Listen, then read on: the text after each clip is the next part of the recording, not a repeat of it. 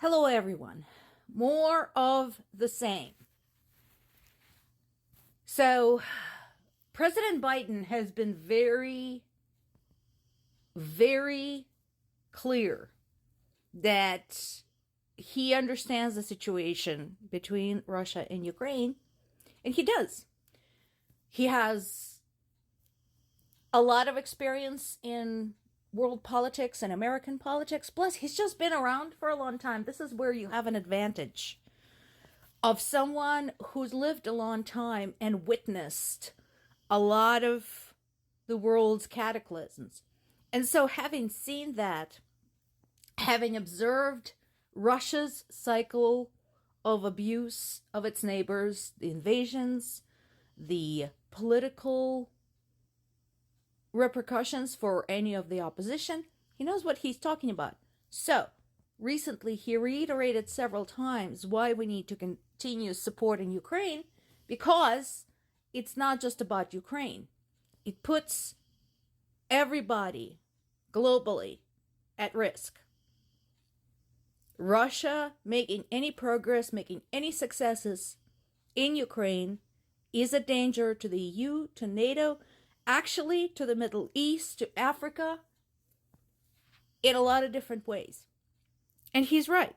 So what did Putin do? He immediately said, oh no, that's nonsense. Except he used to say that about invading Ukraine several years ago when he started pulling the troops and equipment to Ukrainian border, claiming that he just wanted to protect his border.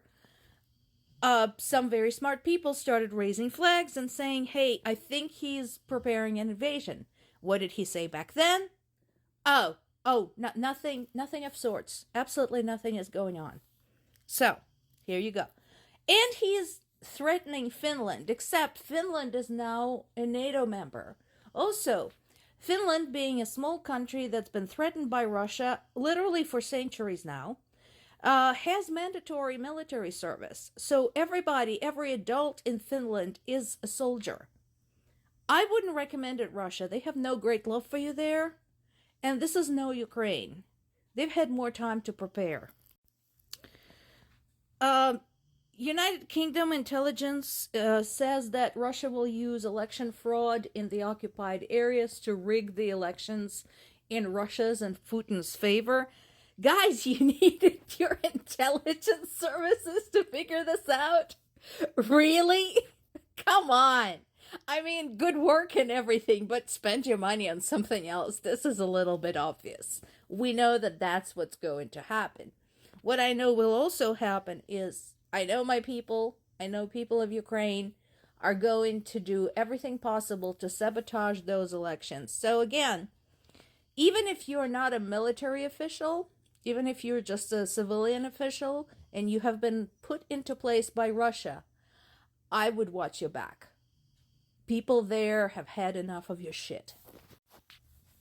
The town of Avdiivka continues to be a hot spot, and at this point, it's just a name. The town itself no longer exists. Ukrainian armed forces released a drone video they've taken in the area, showing that the town basically has been reduced to rubble.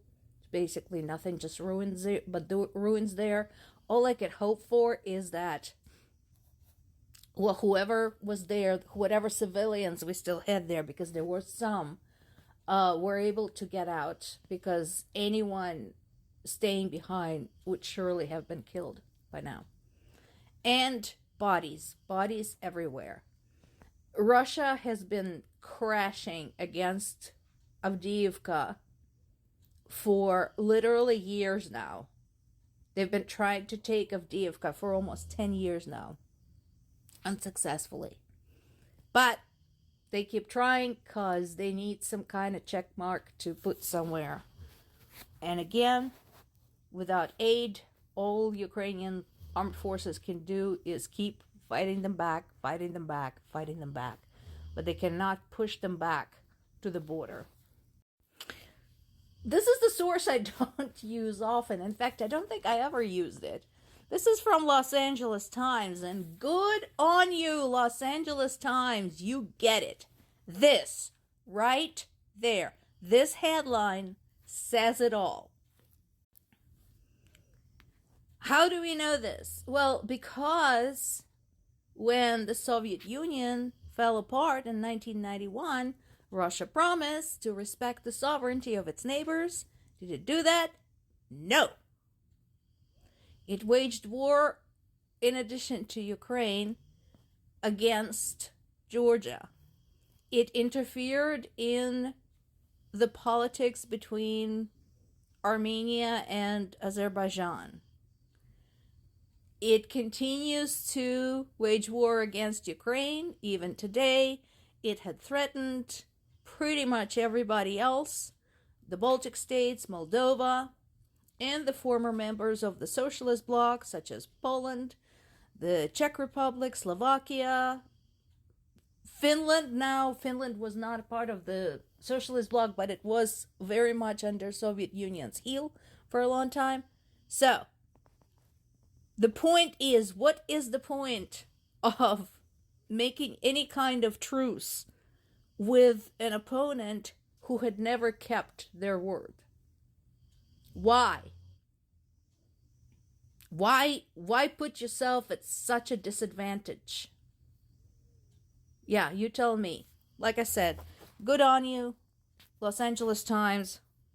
With this headline, you pretty much hit the nail on the head.